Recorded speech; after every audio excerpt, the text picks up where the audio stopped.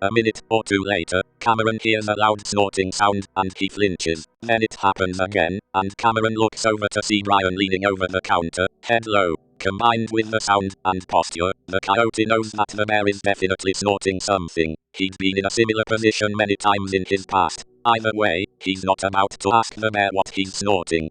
He can only hope that it's something that knocks Brian out, or at least slows him down. After sniffing and dabbing at his nostrils, the bear returns to Cameron's side. Brian, well, ブライアンって let's いう go のは outside キャ to メ a ロン spot を that I think you'll get better reception, or whatever. キャメロンをここに監禁してで薬を持って調教しようとしている悪いクマね。Before Cameron can fully comprehend what Brian just said, he finds himself being forced over the huge bear's shoulder before being lifted in a fireman's carry. Cameron closes his eyes, clutching into the fur of Brian's back as the bear lumbers heavily around, listening to the sounds of a screen door swinging open, then shut. He can sense that they're outside, the air warm from the lingering heat of the day. Then, he finds his feet coming into contact with the ground. Cameron looks at his surroundings while Brian ambles around 5 feet away, kicking at the dirt and foliage. で、話を忘れてしまったんですけど、悪いクマにキャメロンはさらわれて、で、もう一人のクマ、名前忘れ、クマが、どっかに監禁されてるんですね、今。拷問されて。で、もう一匹の猫科の人は、頭をショットガンで撃たれてるけど、なぜか奇跡的に生きてて、今、外部に助けを求めに行こうとしてるとこ。だよね。It's twilight now, at least as far as Cameron can tell. The eerie, ominous red hasn't gone away, even though they are well past sunset. The first time he tried shrooms, colors did change, but in the sense that they became more vibrant and saturated. The forest looks just like it did when he had the vision about the static entity. He was with Dev, then. How is this even happening? Who's having these thoughts? Cameron. Dev. Brian. What? Cameron jolts back to the present, even though it's not the present, because time has stopped existing, and this is just a moment in a never-ending series of moments. Is time always happening at once? Brian is still looking at him with a piercing gaze, and his fur is once again riding about on his body as if it's come back to life. Cameron. Sorry, I am having a hard time concentrating. He'd lost himself for a moment, and just blurted the first name that came to his mind, to center himself, and confirm that he still exists.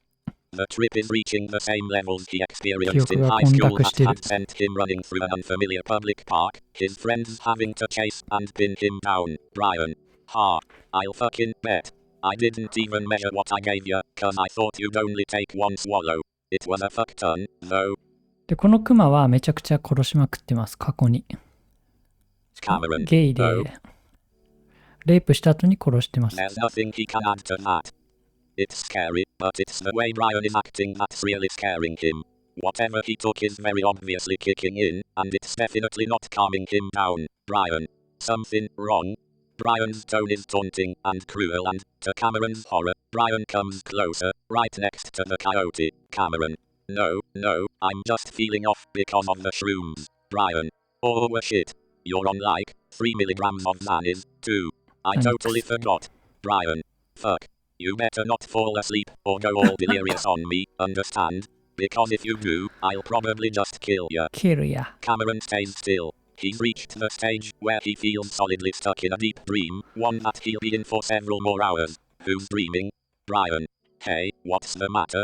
Am I making you feel uncomfortable? Is there something wrong with me? Cameron shakes his head with tiny jerks, barely moving it. Brian. I asked a fucking question. Cameron. I am noticing you're on something, that's all. Brian. Well, no shit, kid. You think I was blowing my nose in there, or something? Cameron. Well, I was thinking maybe we were going to see things together, and you'd take a downer, but it looks like you're on an upper. Brian.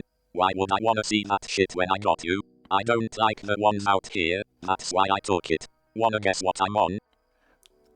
教えて。Cameron doesn't, but now that he knows cowering isn't going to help him, he plays along. Cameron. Maybe cocaine? Adderall? Brian. You fucking kidding me, kid? Adderall? ア Do デ I ロ look ール like a ア college デロ rat ールってなん trying だろ to う pull ね。 an all-nighter? Shit's like a cup of coffee to me. Cameron doesn't say anything, 弱い but 薬な Brian のかな。 keeps quiet, like he's waiting for the next guess. Cameron. Meth. メス。メ Brian. スはす Too ごい expensive, 強 but い。 close enough. 高いんだ。 It's methadone. メスは高いんだね。 Cameron. Okay. Sorry, ブ I ルー never メス really は did ね。 Sims. Not after what happened to his mother. Brian. Bath salts. Cameron. バスソルツ。バスソルツ。 Brian. And it feels. Brian. Fucking amazing. な、バスソルツって。文字通りの意味 What follows is the sight of a 500-pound bear awkwardly dancing and swinging his massive arms around violently, growling and laughing.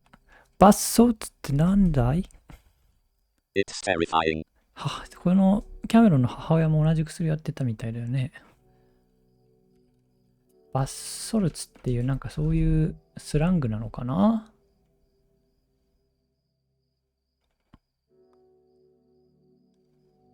普通にこの入浴剤だよね。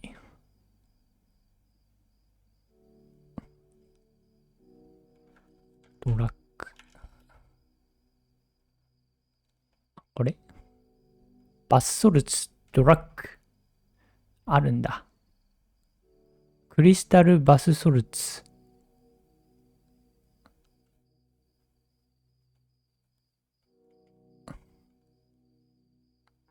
バスソルツ also called psychoactive bath salts are a group of recreational designer drugs. The name derives from instances in which the drugs were disguised as bath salts. なるほどね。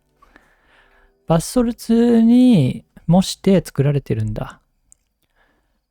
バレないようにするために。The white powder。どんな効果があるんだいってとこだよね。どれぐらいの強さなんでしょうか。Usage. Bath salts can be ingested orally. 口から摂取しますと。Snorted, smoked, plugged。いろんなやり方があるんだね。鼻からスモークドね。plugged。注射ってことかな。インジェクテッドが注射か。プラグドは何だろう。わかんないね、これ。見ただけじゃ。これ何してんのプラグド。レクタルアドミニストレーション。アナルを何かしてるんだな。Bath salts can be detrimental to human health and can potentially cause erratic behavior, hallucinations, 幻覚 and delusions. 幻聴幻覚This is often due to their wakefulness promoting effect, leading to insomnia. 不眠症を誘発する。wakefulness promoting 覚醒効果と不眠効果を誘発する。interaction with alcohol ドラッグとアルコールを一緒に取るとやばいっていう話だよね。よく聞くけど。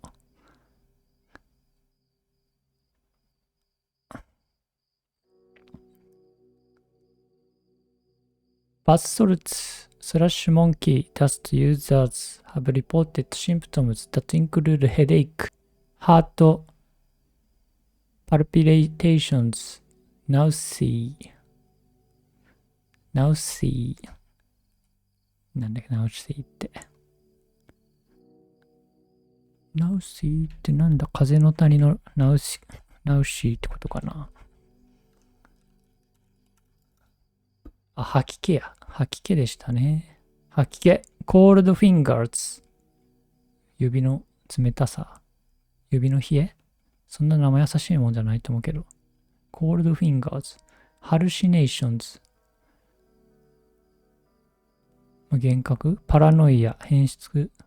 and panic attacks。パニックアタックね。とにかく、ドラッグに見られるような効果は全部含んでるんだね。いわゆる人がトラックにさあ連想するような効果は全部引き起こすんだね。Irradiated with class of substances can cause effects similar to those in cases of serotonin syndrome. セロトニンシンドローム。セロトニンが出すぎちゃって、なんか不具合が出るってやつだ。セロトニンはなんか心をリラックスさせる効果があるんだけど、取りすぎるのも良くないんだよね。due to the rapid onset なんちゃら。まあやばいみたいですね。コーパイロットに聞いてみようか。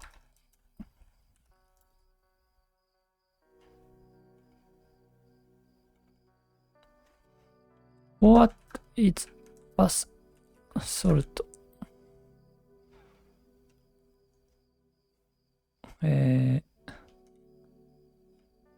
カッコドラッグ。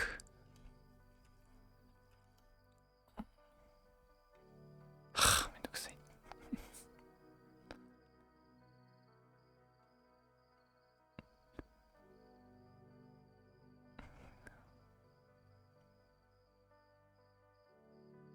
ユーロフォリア。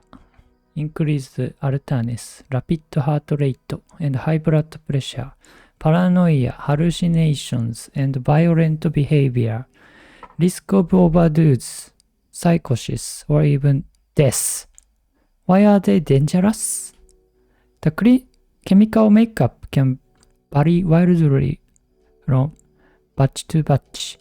They are often sold under deceptive labels like plant food or cleaning products with warning like not for human consumption to skirt legal restrictions. They are typically snorted, smoked, swallowed, or injected, each method carrying its own risks.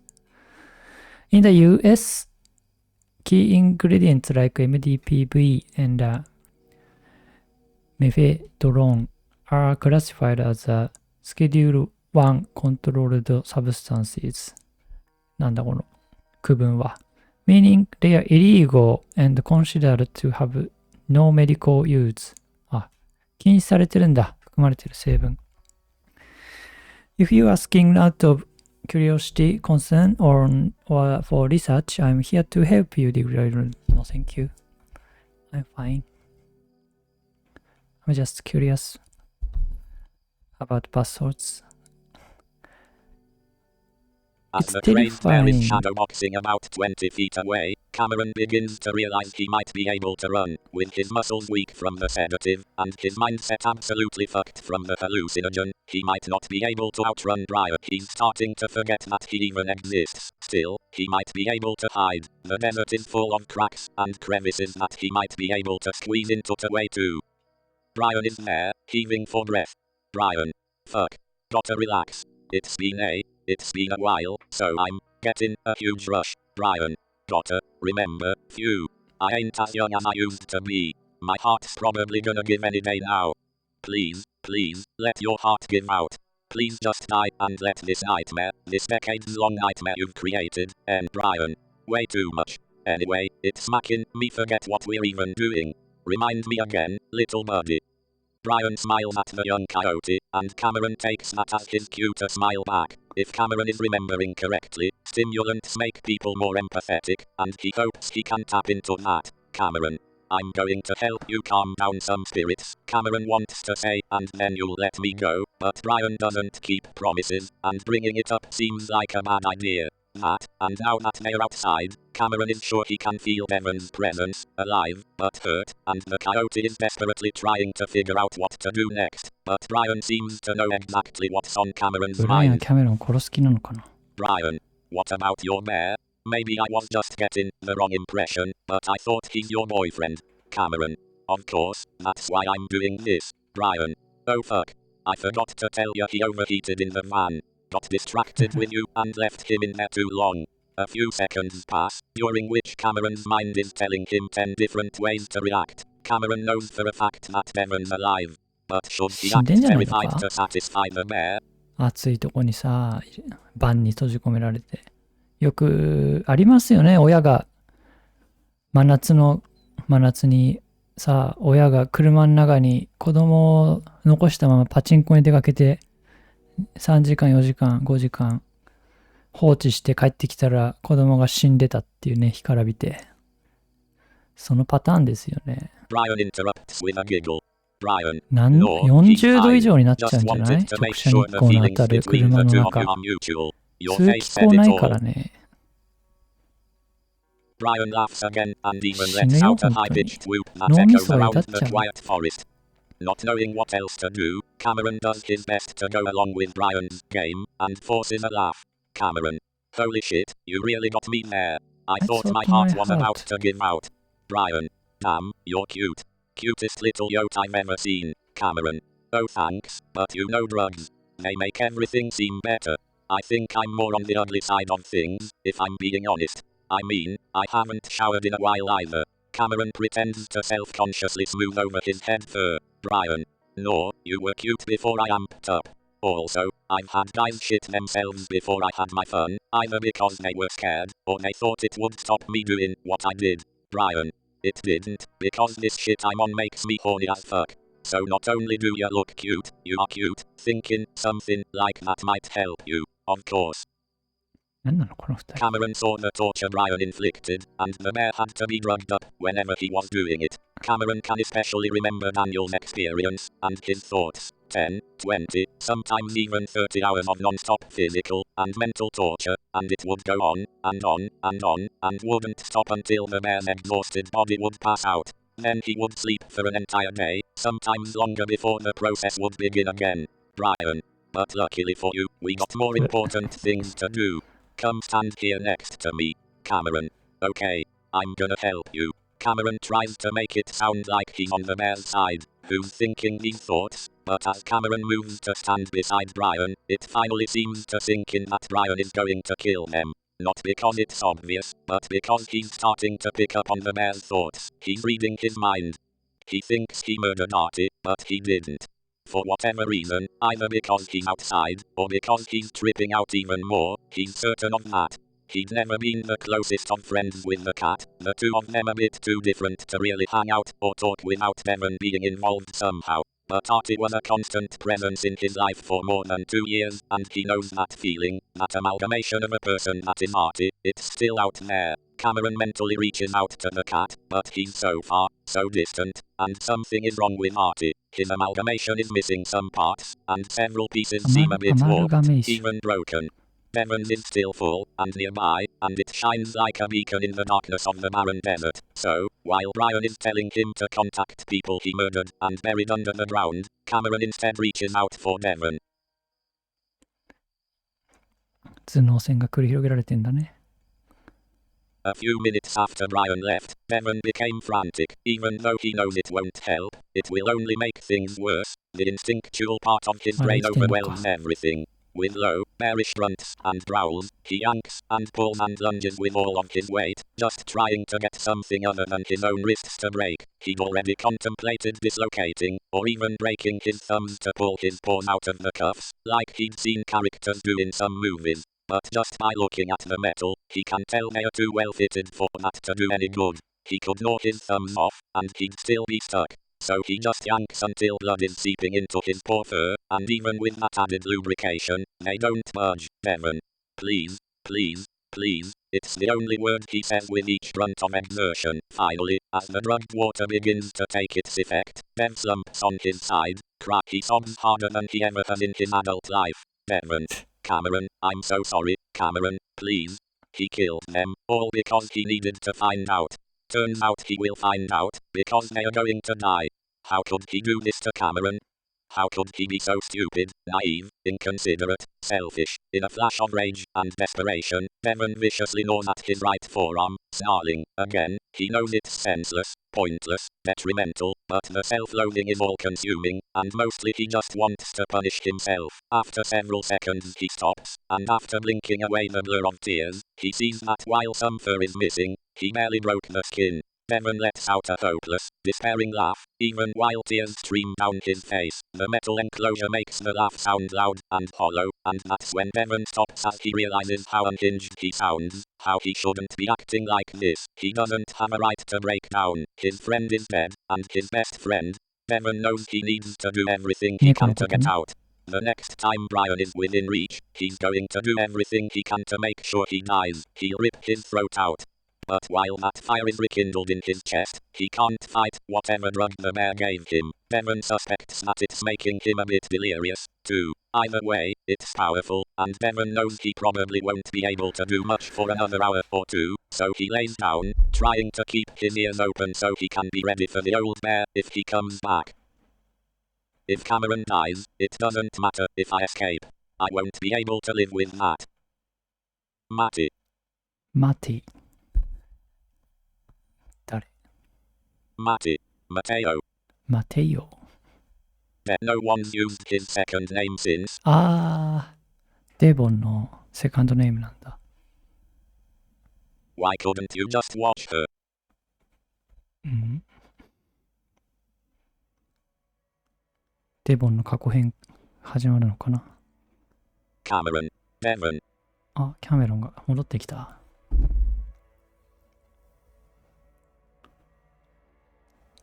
じゃあデボンは結局生きてて、で、キャメロンはこうちょっとブライアンに歩調を合わせる感じで今来てんのかな。相手の機嫌を取るために。Devon stays curled up because he knows he imagined that, or his brain is playing tricks on him, or Cameron. Devon. It's me. I'm here, Devon. Cam. Devon stares at the swirling patterns and lines. Cameron. Are you okay? Devon. No, none of us are okay. You're not okay. I don't even know if you're alive. Devon tries to move toward Cameron, but he stays at a constant 10 feet away, no matter how hard the bear tries to get to hit Cameron. Devon, I am real. Cameron carefully enunciates each of those words. Cameron. I'm doing this through like my mind, I think. Cameron. I'm fucking psychic, remember? Devon. Well, now I know this is my bullshit. This is what got us into this nightmare in the first place. Cameron. Devon. Yeah, you know what? Fuck you. You are exactly what I thought you were. You don't exist, Devon. My sick, fucked up mind is making up this version of you that I have no right to create, and, Devon's voice trembles with emotion. He's never had a dream where he's felt this real before, this alive, and of course it's happening when he's feeling at his absolute worst. Devon. I just wish you were real so I can actually tell you how sorry I am, but I can't take any of this back, even if we somehow make it out, Devon. And you look fine, but I know you're not fine, because you're with that goddamn bear. It's quiet for a moment, the only sound being Devon's sobbing. Cameron. Devon, I know there isn't much I can do to convince you that I'm real. All I can say is that I am real, and that I love you dearly. Devon. I love you, too, Cameron.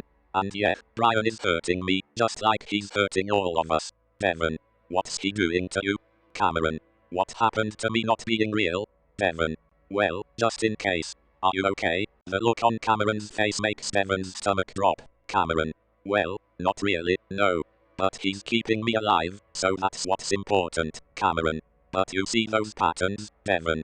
Yeah, Cameron. Well, Brian drugged me with shrooms, and I'm tripping absolute balls right now. Hallucinogens enhance my abilities, and I think I kinda created this space. I really can't make this stuff up. シュルームってさ、ちょっと待ってね。薬の強さってさ、Devon. Well. どれが一番上なんだろう。こういうやつ、ドラッグ、タイヤ、リスト。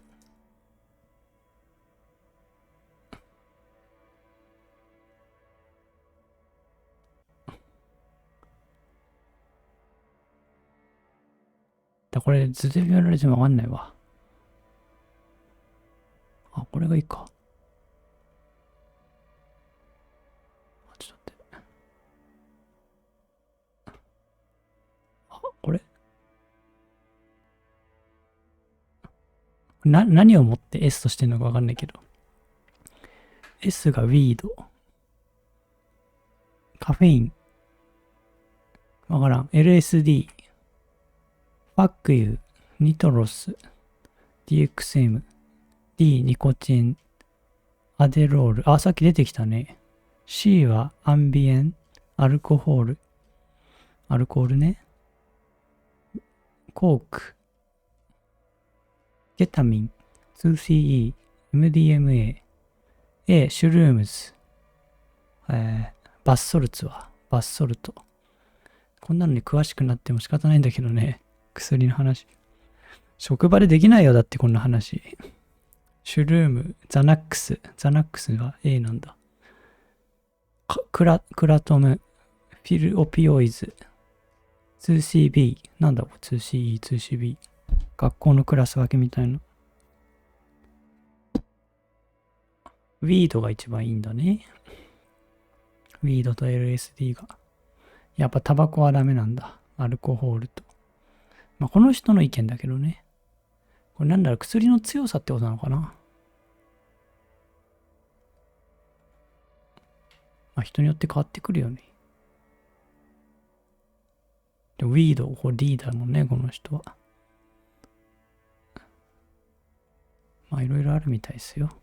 Devon, maybe you're right, but he drugged me too, you know. This could still all be me. 今日で終わらしたいな。Cameron, you don't give psychedelics to someone you're trying to sedate. Cameron. Anyway, it turns out I'm not that different from my mom. It's all arches. I see them when I take certain drugs. Devon looks up at the patterns, and for the first time, he feels like this might actually be Cameron. Devon. Cameron. Cameron. It's me, yes. Devon. Cameron. Oh my god, please let this be real. Baby, I'm so sorry. Cameron. No. We don't have time right now. Also, I kinda read your mind, so I already know. Cameron. Sorry about that, by the way. It's just happening automatically. Cameron. But I can sense Brian's thoughts too, and now I know where you are, where the van is, that you're in a set of handcuffs, and I know where the keys are. I'll get you out, somehow. Devon. Cameron, honey, please don't do anything that might get you hurt. Please. ディズニーのさ、ロビンフットみたいな Devon sees Cameron's lips ビジュアル tremble. してるもんね。できんじゃないかな。鍵を盗むことぐらい。Cameron. Devon, you know I can't promise that in this いやディズニー situation. の Neither of us can. ロビンフッ But ト we're めちゃく doing ちゃ面 this 白いから together. ね。あれ隠れた名作ですよ。あ、全然評価されてないけど。Brian. Cameron. Shit. Devon. Brian, is he there with you? Cameron. I'm gonna be fine, but I gotta go. I love you, Devon. Cameron. No, damn it, please. いけんのかな。オーバードゥーズさせて殺すしかないよね。ブライアンを。腕力じゃ勝てないだろうからさ、あのクマに。He should be there with Cameron, not here, sleeping and doing nothing. We're doing this together. 不死身の杉本が来ない限り、勝てないよ。でかいクマに。毒弓で、毒矢で仕留める With a し great かない deal。of effort, Devon smothers the frustration and terror, knowing that he should have some faith in his boyfriend. If Cameron thinks he can do this, then Devon realizes he has to believe him. But doubt that it had been real at all starts to creep in again, even though Cameron had convinced him at the time. So, he continues to rest, waiting to see if his coyote comes to free him, and hopefully then he can finally get his claws on Brian. Brian, you've been standing there for a good 10 minutes. So, what do you see? Cameron. Well, I'm having trouble because they won't talk to me. Brian. Oh, and why's that, Cameron? I think it's because you're here, and they're scared of you. Maybe if you... Cameron screams, clawing and clutching at the huge fist on his ear, Brian twisting it viciously before lifting up so that Cameron's feet actually lift off the ground. こういう人が上司だと嫌だよね。He didn't know it was possible to feel that much pain from his ears, even though he knows they're sensitive. Cameron. Ag. Stop. Brian. You sneaky fucking faggot. He violently shakes Cameron, and the coyote twists his body, grabbing the bear's forearm, and trying to get his legs lifted up, and wrapped around the bear's bicep to lessen the pressure, but Brian won't allow it. Brian. You know you said everything out loud just now, Cameron. WH what? What? Brian. You know exactly what. うわ。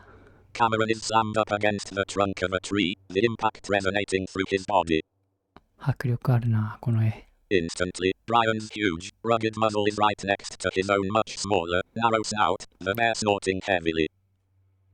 かっこいいね、このイラスト。 Instantly, Cameron fights as best he can, but his feet are off the ground again, and he kicks and twists, but the grip is more powerful than anything he's felt before. He can actually feel his eyes bulge, and his tongue stick out involuntarily, and once again he finds himself drowning.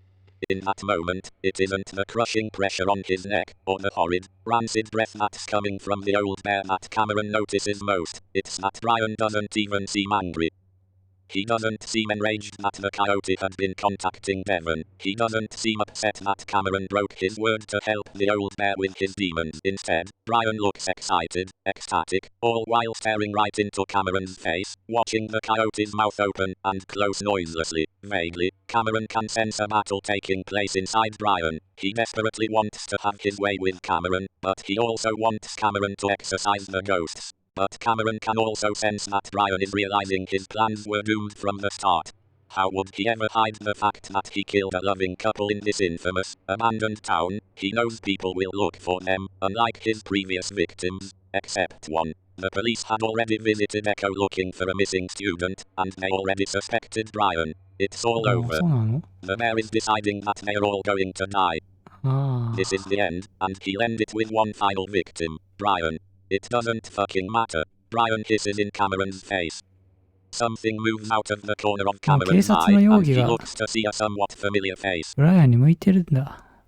It's black, void-like features with swirling, red eyes stare at him. ってこと？ It's watching him too, like it's just as fascinated as Brian. Cameron senses very little intention or emotion from this creature, but he finally realizes that its purpose in this forest is simple: record the terrible things that happen in it. Cameron is about to become one of its next recordings. The coyote's vision blurs, and one paw drops, to slip into Brian's pocket, disguising it as him trying to push the bear away. He feels and finds the single key that he knew would be there. Brian.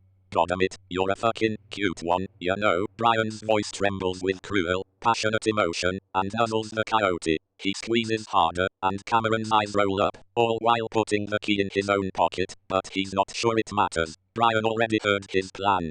More importantly though, is that Brian isn't letting up. As he fades into darkness, Cameron feels a part of himself die. The trip peaks, and suddenly Cameron is everything at once. He's a trailer home in the northwest. He's a desert lake. He's a broken road. He's a trailer home in the southwest. He's a train cutting through the wilderness. バグった。 He's being shot in the head. He's being hung from a tree. He's being beaten to death. He's swimming under an arch. He's stumbling into a pond. He's in a space shuttle smashing into the ocean. He's a dead town. Dead, but with working reflexes, using the tools that it still holds tightly in its grasp. Cameron disappears, and these thoughts and feelings are no longer his, because he isn't who he is. He is everything. And because of that, he can see everything. トリップと死の恐怖でバグっちゃっ Pain たんだね。 pounds rhythmically in their head like a heavy drum beat, making their ears pin back tightly before they begin to whine. Then they croak as their sore throat protests against making the sound. They stare at the scene before them, then they blink. But it doesn't help them make sense of what's in front of them. In fact, it seems to make it worse. Who's making sense of what that's in front of who? These intrusive thoughts about not existing. Who's having these thoughts? Brian. See, you're coming round. Fear rises up into his throat, something deep in his brain telling him to flee that voice, to escape from it. But he's still too confused to figure out who or what he even is right now, because he still feels like nothing, but he's also still conscious enough to know that he is, in fact, something.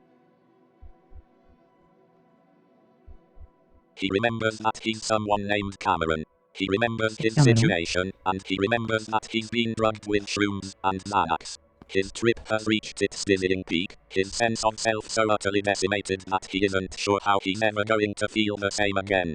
The terror and torture of the past 2 days has culminated to this, the moment that his mind gives in and breaks, and Cameron can't tell what's real and what isn't anymore. But there's something else. Despite the terrible loss of who he was, Cameron, this amalgamation he calls Cameron, is sensing things even more vividly than he had just a few minutes ago, when he'd contacted Bev. Cameron sees what's ahead of him, but he's seeing so much more. In his mind's eye, he looks forward, and he sees a myriad of people in front of him, though they're all the same people. Devon, Brian, and himself, locked in a vicious, spinning blur of claws and teeth, blood and horrific, 説明文が unidentifiable 長いんだよ viscera. な。 It's confusing, seeing so many versions of himself 会話 and his boyfriend, and he turns his head to glance away, not wanting to see that 描 violence. 写が続くとちょっと Then, noticing something over his Right. shoulder, he looks back, and this time he sees one version of himself, along with Brian. He sees his unconscious body being pinned against the tree for a while longer before he crumples to the ground. もう真っ赤だよねずっと。 Cam. His voice is low, husky, and barely audible. Brian laughs, startling the coyote out of his visions of violence. Brian, I choked you the fuck out, that's what. Cameron blinks at the bear, then back at the forest. Cameron, I thought I died. Brian, heh, not yet, kid. We got a few things to do first, and you probably wanna see your boyfriend too, eh? Not sure you'll get to talk to him since he's knocked out. Cameron, knocked out? Brian, yep. Cameron, wait, with what? Brian, relax, it's just Rohypnol. Sure, I gave him a good amount, but they're a few decades old because they made them illegal in the States back in the 90s, and you know, when pills get old, they don't work so good anymore. Brian goes on and on about Rohypnol and how it used to be the premier date rape drug in the country.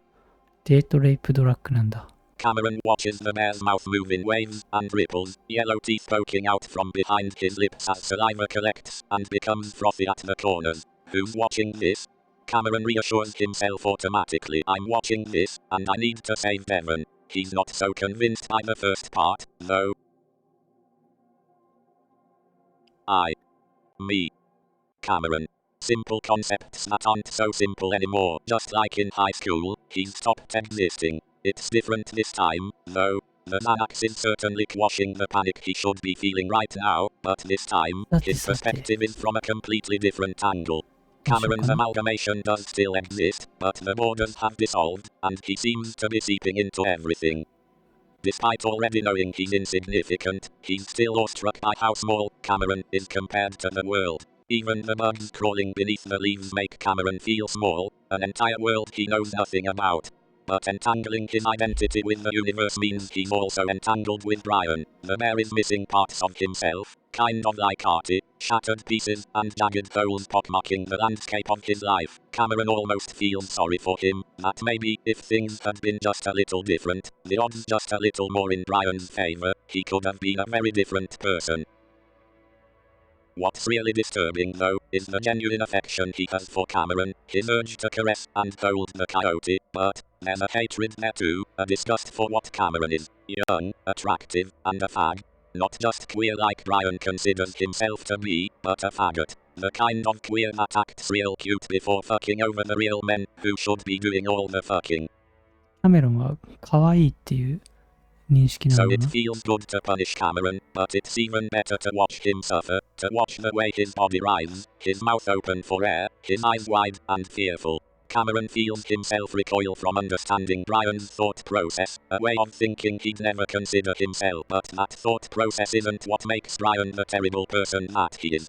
Cameron knows that most don't have a say in how their sexual interests and fetishes develop, so the thoughts themselves aren't exactly evil, at least not to Cameron. Cameron knew a few guys from college who had interests similar to Brian. During his first year of dating Devon, the bear had timidly asked him if he could gently close his teeth over the coyote's neck and growl. It was thrilling and intense, and Cameron loved the rush. But then Devon had a nightmare about tearing out Cameron's throat, and that was the end of that. So, to Cameron, Brian isn't all that strange. What makes Brian different isn't that he has fetishes. He's not crazy. He's not a psychopath.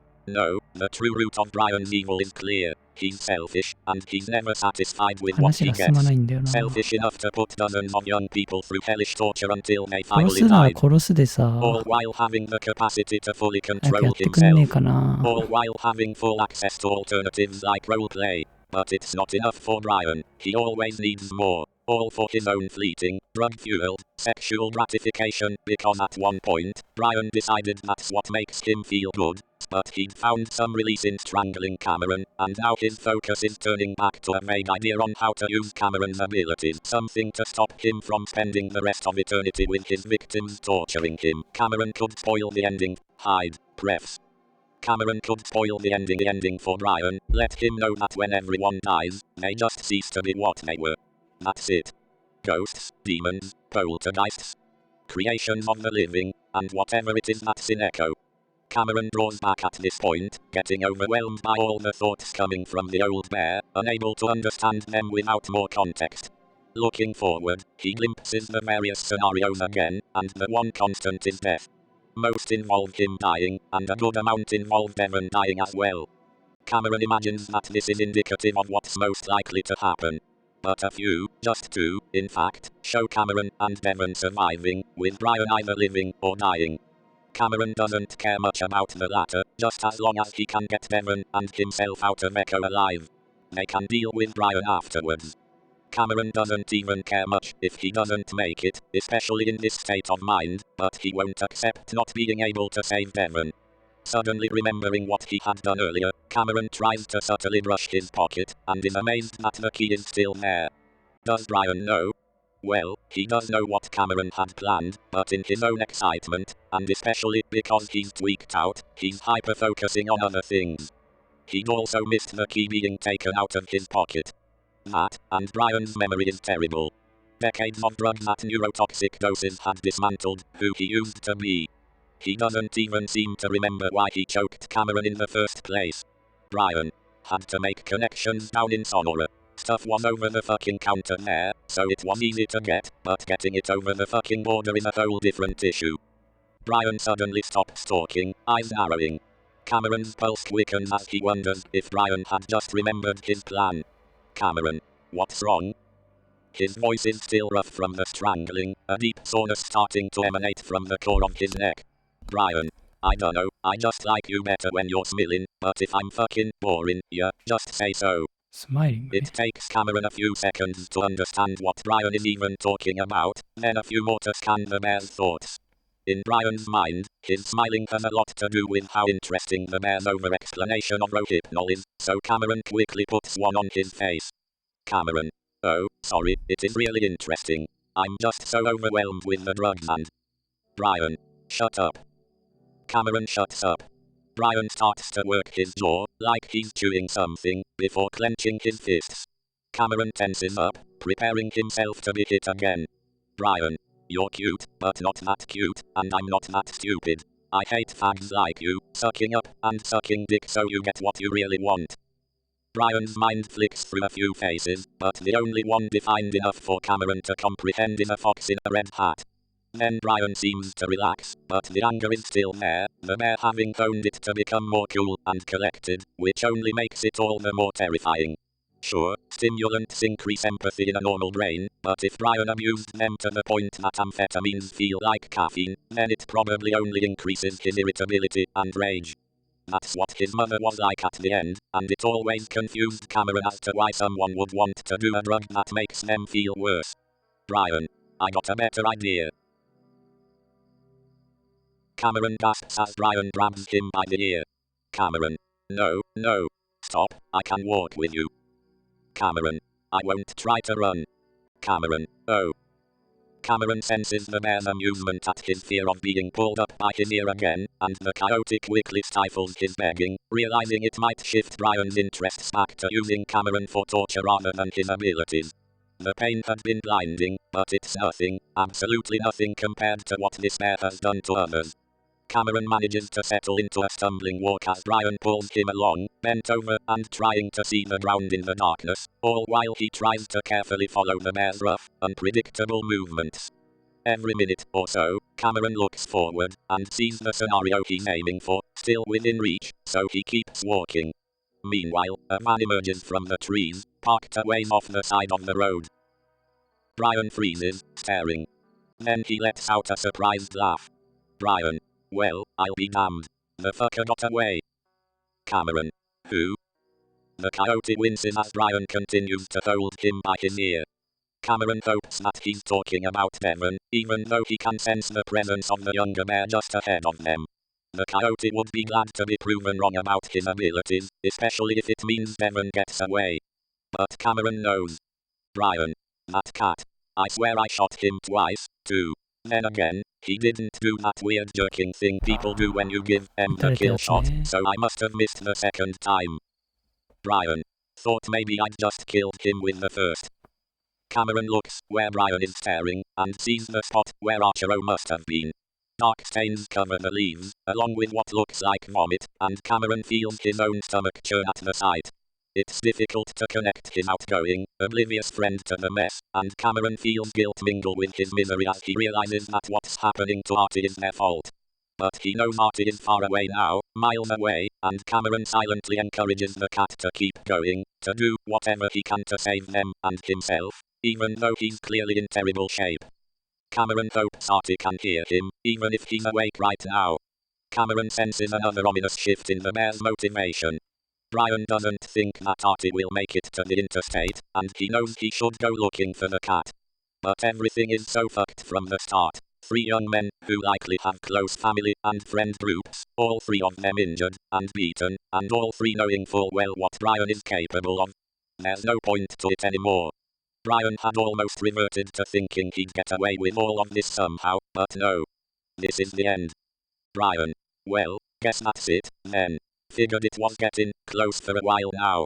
Kinda knew that when I left the kid's phone ringing in my trailer. The calm with which Brian accepts his nearing demise makes Cameron want to try to escape all over again. Why can't this bear just end it without taking them down with him? It's the end for him, not them. Cameron. Can I see Devon? Cameron half-heartedly smiles, hoping it might sway the bear, but he's not paying attention to the coyote. Brian shakes his head at the sober version of himself, the version that actually did plan to let Cameron go, because why would he add to his problems by killing the yote if said yote could take them all away? ちょっと飽きてしまいましたので、正 Self-voicing 直 disabled. いい話なんだけど、正直ちょっと飽きてしまったので、ちょっと飛ばしていきます。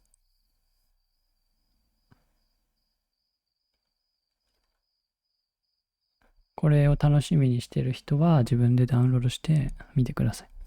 私は結末だけ見ます。間違えた。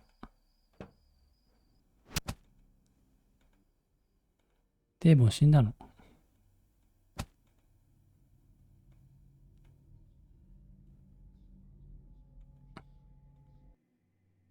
本当に申し訳ないんだけど。めちゃくちゃ血が飛び散ってますね。Brian is tearing his body. ちょっと待っ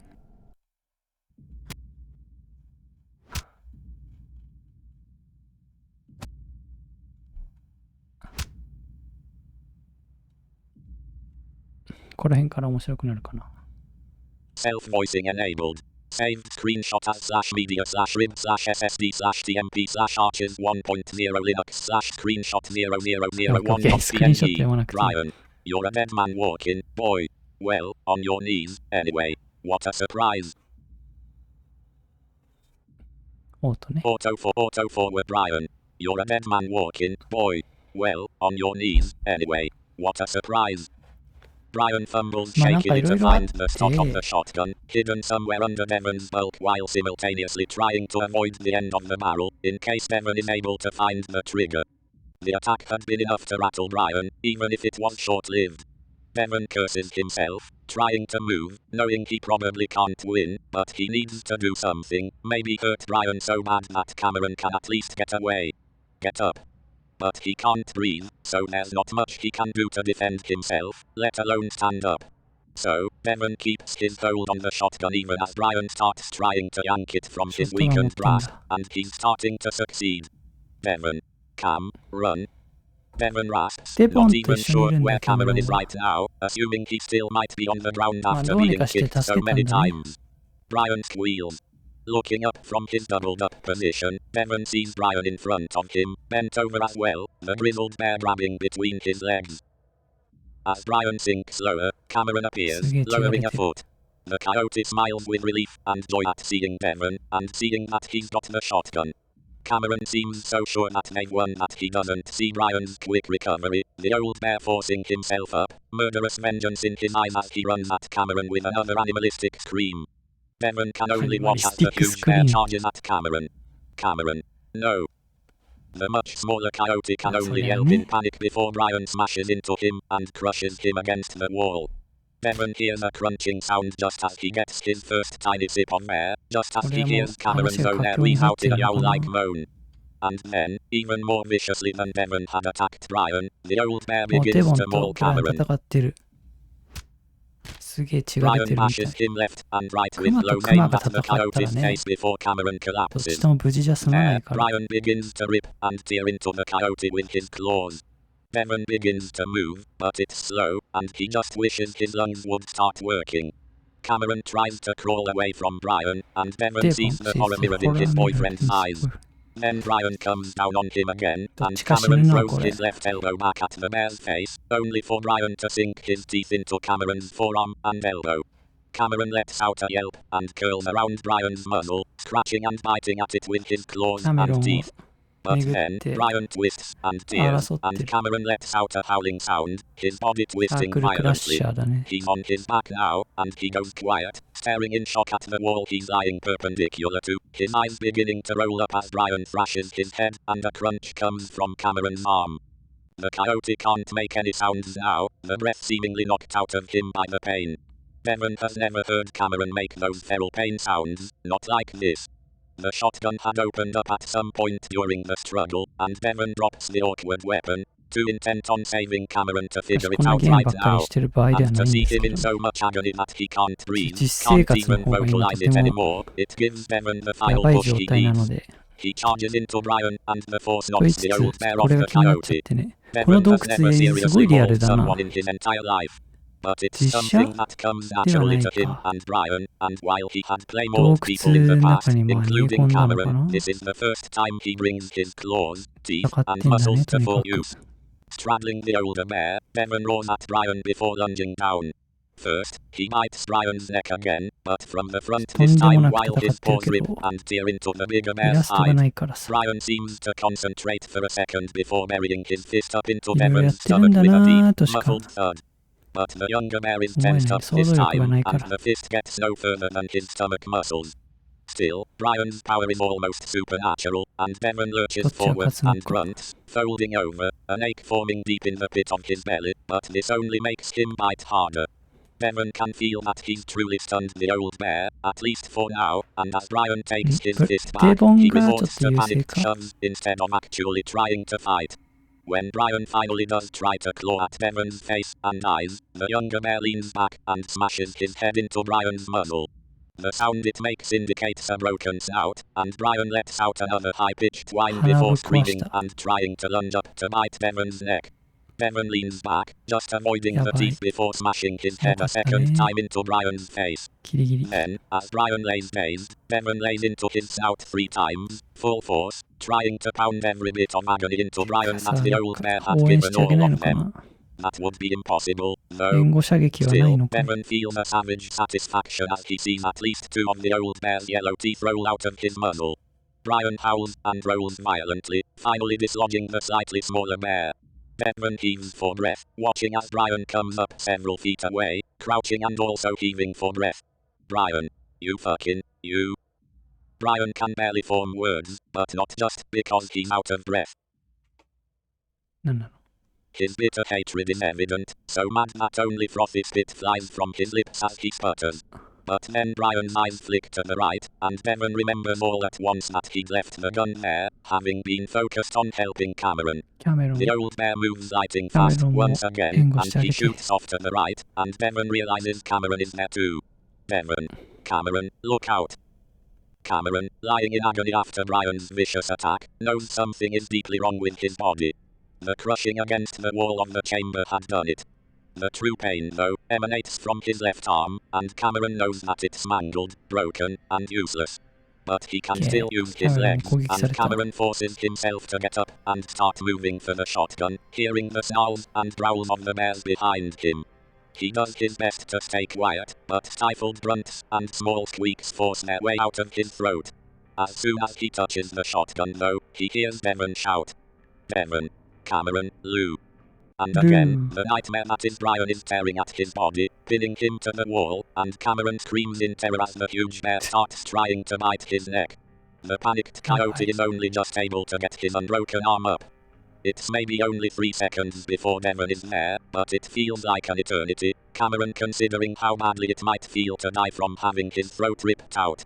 Cameron's right arm is torn up as well, but since Brian isn't shaking his head this time, his bones at least remain intact. Then, Devon wrenches the bigger bear off of him. Cameron tries to get up, to crawl, but it's useless, his body too beaten and broken to do anything other than dragging himself away. Then he hears Brian's high-pitched squealing again, and this time, it's genuinely terrified. Cameron looks over, and sees the old bear is now on his back with his arm in a sort of hold by Devon. Devon is lying on his back, Brian's arm pulled towards his chest, Devon's hips close to the older bear's shoulder as his legs lock together at the ankles. Devon grunts and heaves with all his might, his huge, powerful body arching towards the ceiling. Devon is intent on really hurting Brian this time, wanting to make sure he pays the old man back for Cameron's tooth and arm. So, with the tooth part avenged, Devon focuses on destroying the other bear's arm. Bear bones are especially hard to break. Devon has never had a broken bone in his life. But the younger bear knows a thing or two about applying force. His dad watched MMA all the time, and while he knows little about fighting, he knows why armbars can be so devastating. But even as he leans back, bending the big bear's arm over his inner thigh, only a few cracks are heard, but it's nothing serious. Devon needs the arm to have less resistance, and more distance from the fulcrum. Unlocking his legs, he takes just a second to slam his foot right into the old bear's jaw. For just a second, Brian goes limp, and Devon relocks his ankles before lifting the limp arm away from his chest, and curling up. Then, he heaves back on the arm again, arching hard while he twists his body. Devon, talk. Now you're thinking like an engineer. As the catchphrase of one of Devon's old professors comes to his mind, a crack splits the air, and Brian's screams somehow reach a new, panicked pitch. Devon looks over to see Cameron has dragged himself a few feet away, leaving a dark, horrible, blood trail smeared behind him. There's a lot of blood, and Devon panics, thinking the coyote is bleeding out from his neck. Devon stumbles over to him, hovering his paws over the coyote's head. Devon, baby, your neck. Let me see it. Cameron. He didn't get me. Let's go. Cameron is in no shape to run, so he groans as Devon lifts him into his arms, the bear starting to stumble towards the exit. Devon looks down at the coyote in his arms, just now seeing how truly terrible Cameron's injuries are. And then he glances back, shocked to see Brian standing. How the old bear was able to get up without making noises beyond Devon. Devon. The butt of the shotgun, powered by the old bear's huge body, slams into his side, spreading a sickening ache in a wave through his body. Cameron hears the dull thud followed by the vibration through Devon's thick body. He feels the bear cringe as he sinks to his knees, huddled over Cameron. どうなったのか。 The huge bear lifts up the shotgun he'd managed to keep a hold of. He struggles to hold it up with only his left paw, and his injured right arm dangles before he practically swings it up to prop his right elbow against the wall, a few pops coming from his shoulder as he does. He screams again when that happens, but with his fully functional wrist, he can now take steady aim, and with how narrow the hollow is, there's nowhere to go. Brian, don't you fucking move. You got that? Brian, this is over. I'm killing that yote in front of you, and then I'm ripping your fucking arm off, boy. Brian's expression is an odd mixture of excitement and disgust. Brian, pity you ain't half as cute as the pup. Bevan can only wheeze in response, and Cameron holds onto him tightly as he's cradled in his arms. Brian. God, you fucking ruined it. He was perfectly fine, till you showed up. Now he's fucking fucked up to the point he's not even fuckable. Cameron's ability to see and feel things is fading, just as the effects of the shrooms are fading. Still, there's just a bit left, and Cameron tries his best to use it. Bevan's body begins trembling, and Cameron holds onto him more tightly. Bevan's voice, still breathless, whispers into Cameron's ear. Bevan. Honey, whatever happens, just play dead, okay? No matter what. But Cameron suddenly turns. うわ、 Bevan watches as Utata. Cameron's face becomes a bouquet of red ribbons, and the bear stumbles as the shot hits his arm as well. Cameron's body jerks violently in his arms before going incredibly still. Bevan quickly looks down to see Cameron no longer with a face.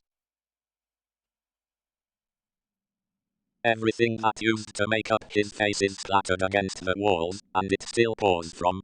Cameron is gone. In shock, Cameron Bevan is looks at his gone. arm and sees the white of bone shards, at first thinking it's his own, but then he sees a few of Cameron's sharp teeth also embedded into his arm. Bevan leans over Cameron's body, an expression of untold anguish on his face as he starts to let out a low, terrible groan that rises in pitch to a bearish howl. After looking forward, Cameron does the only thing he can think of. Bevan. No. Cameron grabs the barrel and shoves up. The sound is so loud it instantly deafens Cameron, and though the ringing starts to subside, the hearing in his right ear doesn't come back. Bevan. Cameron. Cameron. Cameron. I'm fine. I'm fine. Cameron looks to where Brian is. The kickback from the 10-gauge had hit him hard, squarely in the chest. Cameron can almost visualize the shock sent through that old, worn-out heart, already exhausted from the stimulant and the fight. The old bear, still on unsteady feet, stumbles back a bit more before hitting the wall and sliding down it to sit. Brian sits propped up against it, looking confused. He clutches his chest, rubbing it and grimacing. The shotgun is on the ground, out of Brian's reach, and the old bear makes no move to get it. Brian. Fuck. He starts to try and get back up, but falls back down. Brian. Oh fuck, oh fuck. Brian clutches at his chest and stomach and groans. Brian. Oh no, that was it. Is this it? What the fuck? Brian. What the fuck? Brian. What the? Brian slumps back, his body convulsing, then he thrashes about, as if trying to escape something. He knocks over and smashes the electric lantern, crushing it under his weight. For several more seconds, they both listen to Brian's groaning, rasping, and snorting before it's silent. It's quiet for a little while longer, Cameron and Bevan not daring to move. Brian had seemed invincible for so long, Cameron can't get himself to believe that it might be over. Bevan whispers into Cameron's ear. Bevan. Cameron, how do you feel? Cameron gives Bevan a look that's a mix of love and exasperation, even if Bevan can't see it right now. They both know he's badly fucked up. Cameron. I think something ruptured. It feels all wrong. Cameron places his right paw on his own torso, wincing. Bevan. Don't move, okay? I'll get us out. I'll get us out in no time. Bevan starts to tentatively make his way forward, and just as Cameron is realizing how long this might actually take, possibly too long if there is internal bleeding, his vision flickers. お、アーチだ。アーチだね。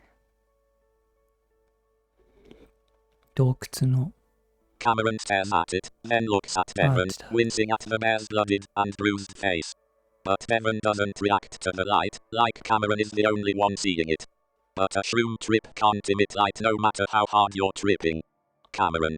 I think I can see where to go. Just walk straight. Bevan. How? Cameron starts to shake his head, then stops as his neck sends a pang of fiery pain down his back. Cameron. I don't know, but I can see. Let's just get out of here, please. Cameron tries hard not to look at Brian's crumpled form against the side wall of the hollow, his wide-open eyes glinting from the gentle glow. Bevan. Okay. Just tell me where, okay? And sure enough, as they leave, arch after arch appears, and Cameron is confident they'll lead to the exit. These arches had tortured his mother, but this feels like his mother, somehow. うん。 As they move, they both hear rustling sounds Ah, far 違う、導いて behind くれ them た in ん the だ。 mines, but Brian is definitely dead, or at least had been when they left. So they keep moving, trying to keep quiet. Then, within an hour, real light. あ、 Devon. Daylight. お姫 Devon 様 looks だった down ね。 at Cameron and winces just like Cameron did when he saw Devon's face. 生き延びた Devon. か。 God, honey, we're gonna get you help, and you're gonna get better, okay? Cameron. But what about you? Do you feel okay? Cameron's voice is weaker than it was earlier, and Cameron feels Devon quicken his pace. Devon. I'm fine. Devon says it sternly, setting his jaw, and Cameron stays quiet. Devon. Cameron, I'm sorry. Cameron. And that's the last time you're saying that to me, okay? I don't blame you for anything. I'm just so glad I met you. He listens to the bear's heartbeat, steady for most of the journey, but getting faster as they get closer to the exit. Devon. I think I hear a helicopter, and maybe a megaphone. Shit, did people come for us? Cameron. The shotgun blew out my hearing, so I'm not really sure. ほう。耳が聞こえないんだ。 His trip is mostly over, yet these visions are so vivid. Cameron stares at this new arch, and something about it feels different. Cameron. Oh, Mom, I found it. Devon. Her? Cameron. Her arch. Devon. You're seeing arches? Cameron. You know how something can happen that's so impactful, it splits your life in two?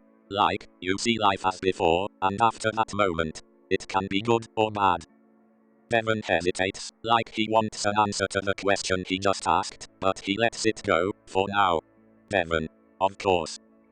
Cameron. 鳥みたい I なもの think か。 meeting you is the good divide in my life. I think what happened here, and what's going to happen after, I think it's the bad divide. It had always been his mother's death, and it still is. A divide. But this time, Cameron realizes he's been deeply affected mentally, and it's not something that he can just recover from. Something's truly wrong with him. That's been the case for a long time, but now, after this, something's been pushed over the edge. So, another divide. Devon. I think we're gonna be okay, Cameron. Cameron. Devon, whatever happens after this, I love you, and I'm so happy I met you. Devon. Come on, you didn't have to say that first part. We made it. Okay? It's just a fork in the road. Cameron gasps. Cameron. Oh, Devon, Artie is alive. あ、 He 小 went さ to ら get い us help, I think. I hope. Devon. What? How? Cameron. I don't know. He got shot, but he got away. Brian was pissed. ハッピーエ He's ンドか hurt, な。 but I think he made it. Devon. Oh, that's... Devon lips tremble and his face twists up slightly as he tries not to cry, but it's out of incredible relief and happiness. Cameron doesn't tell him how bits of Artie are missing, or that he can't sense him anymore, both because of his waning powers and because Artie is too far away, at least that's what he hopes. Cameron stares up at the arch, looking both beautiful and terrible at the same time. Raincoat Monster stands to the side as they pass, and this time, Cameron does think it's his old hallucination. Cardboard, and unmoving, just like he's always been. But, something about all of this, the way he's seeing things, something has changed. It's not his psychic abilities, because now it's subtle and hardly noticeable again. No, something else happened, and his mind feels wrong. Looking forward is no longer clear, but as Cameron uses the last of the psilocybin in his system to peer into their future, he becomes afraid by what he sees. So he just turns his muzzle slightly to Devon. Devon. Cameron, we are going to make it. Based on what he saw, Cameron isn't sure. Devon will stay, he was able to see that much, but should he? More than anything, they both want to stay together, but if Cameron becomes a burden to Devon, he doesn't know how he can stay. He just hopes that Devon can still love him after this terrible change, and he hopes he can fight it, whatever it is. So, Cameron leans his head against Devon's shoulder, smiling in a mostly happy, but in a bittersweet way. Cameron. Alright. Devon. Alright, now let's get the hell out of here. 生還。選択肢はなかったね。終わりかな。アーチとは何だったのか。人生の転換期みたいなものか。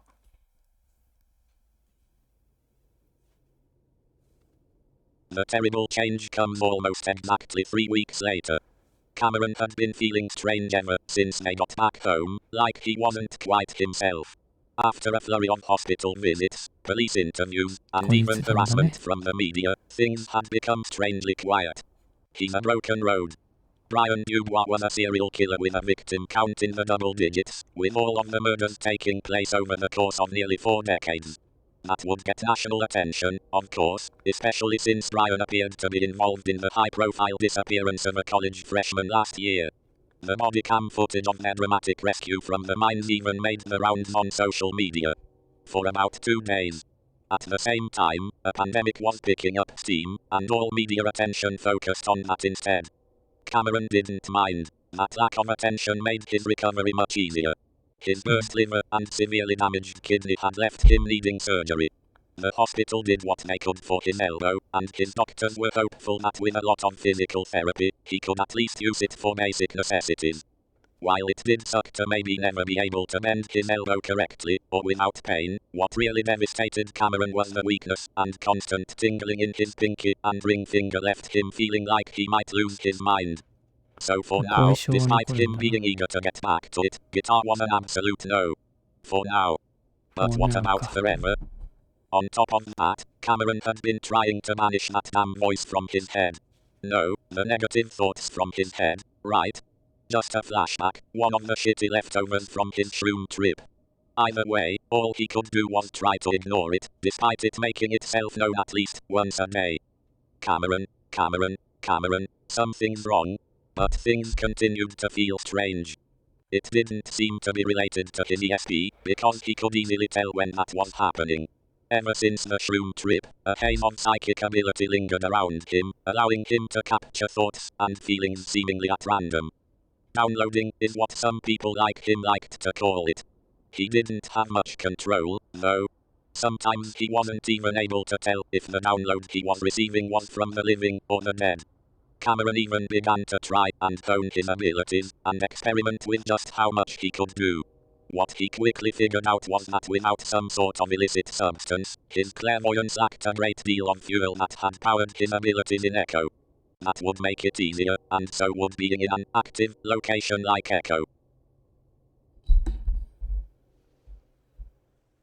Echo is only one of those places, though there are so many others. He's a desert lake. Every now and then, Cameron would find himself pausing as a chill would run down his spine, like he did near the back door of Devon's parents' house. That feeling always meant an echo was attached to something, somewhere nearby. That's what Cameron called the beings, not exactly intelligent or even living, but entities that interacted with and usually threatened the living. In that particular case, it emanated from under the back porch. When he told Devon about it, the bear knew immediately what Cameron was talking about. Devon. Oh yeah, I'd hear something moving under there all the time, like a person crawling around. Even Dad says he saw red eyes under there once. 新作が出ますよね。それは楽しみ。それがすごく楽しみ。今度サイレントヒル Being more sensitive doesn't exactly answer questions, though. Like why is it there? Where does it come from? What the hell even is it? All he knows is that it's not a person, and it never was a person. Because they're all demons. And while Cameron had seen that old spark of interest in Devon's eyes, he had told Cameron to just ignore it and focus on their visit, for now. And also to please not mention it to his parents while they were there. Devon just wanted everything to go away, quietly, like it never happened. That included Cameron's abilities. That was at the end of the second week, and over the course of his life, Cameron would look back on that visit as one of the last times he was truly himself. He's a trailer home in the southwest. By the third week, Cameron was recovering at a remarkable rate, and so Devon began to pay Artie more visits and phone calls. Archero's improvement was also rapid, but Cameron was left feeling a little sad that Artie never asked to talk to him, and would only ask Devon how the coyote was holding up. It made sense, he would tell himself. Devon and Artie go back further than even Devon and himself did. Sure, something had felt off, but considering the circumstances, nothing was normal at that time. But as the third week progressed, what had been bubbling below the surface made itself fully known. The only thing that seemed to be getting back to normal were his dreams. Sometimes he'd still wake up whimpering, or crying, thinking he was back in Echo. Devon had it far worse, waking up in a howling panic, yelling about guns, PTSD に chains, なっちゃっ and てる death.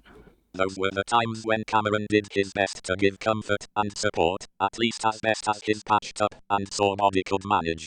But now, as time grows between him and what happened, Cameron feels like a part of him is missing, like he's not fully present. It's like pieces of him litter the town of his trauma. It felt like he was still there, in a way, and when that feeling really started to set in, that's when it happened. A small pressure in his right ear started to develop. It was something that he was sure had to do with the hearing loss he'd experienced from the shotgun blast. It was irritating, and it felt bizarre. They had set up another appointment with Cameron's audiologist a few weeks from then. The hearing loss was likely permanent, but then something began to replace it. Right in the middle of the afternoon. てか治療費やばいよね。大丈夫なのかな。治療費破産十分あり得るから。 April 2020. あ、時は流れて。 Cameron starts working again that week. He wants to feel useful again, and because they are both working from home now, it seems like a reasonable idea. ああ、コ Devon ロナだ didn't から want リモ him ートワークし starting てるっ yet, てこと of course, but Cameron wants that sense of normalcy to come back faster, and his shitty job had seemed like the perfect solution. Trying to work with mostly one paw does come as a bigger challenge than Cameron had まだ片手 expected, 動かない not んだ。 realizing how much he used his non-dominant one.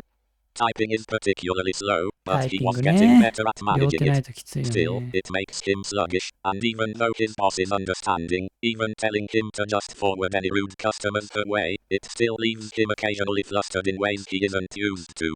After a rather harsh call that begins with, "Thank God. Someone I can finally fucking understand." Then ends with, "You know what would have been faster?" Cameron waits for the answer. Anything. This is the last time I buy some chink-ass phone made in some shit factory. Cameron rubs his eyes, wondering how different the interactions would be if they did face-to-face video calls. Cameron. This phone was actually assembled in the States after Julian pledged. It's not the answer the man wants to hear, Cameron can tell before he even gets cut off. Transfer me to your superior, please. Cameron. Of course. One moment. As Cameron reaches for the button to his boss's line, he hears the man muttering under his breath. Didn't know they hired retards for customer service. Click. No big deal, he would get one or two of those every week, and according to his co-workers, it's gotten worse since the pandemic started. But why did that one hurt his feelings so badly, to the point that his eyes are welling up with tears? Maybe it's because they'd been to hell and back, and that man has no idea. No idea. なるほどね。 Then, his computer screen seems to move further away, like he's seeing a dolly zoom, like vertigo. Pressure grows in his right ear, and he realizes that maybe that's what's causing the strange feeling of being off balance as the world tilts. But ま no, た超 he's 能力じゃ tripping ないこ again. れ。 It's a flashback, just a フ flashback. ラッシュバック。 No, it's brain damage, and you'll probably feel like this forever. Brian poisoned you. Cameron holds very still, positive he didn't think those thoughts just now. And you are a fucking retard. Can't handle a literal customer stereotype. Just smash the keyboard, and admit you can't work anymore. Cameron brings a paw up to his right ear, where the voice came from. Is his headset still on, or...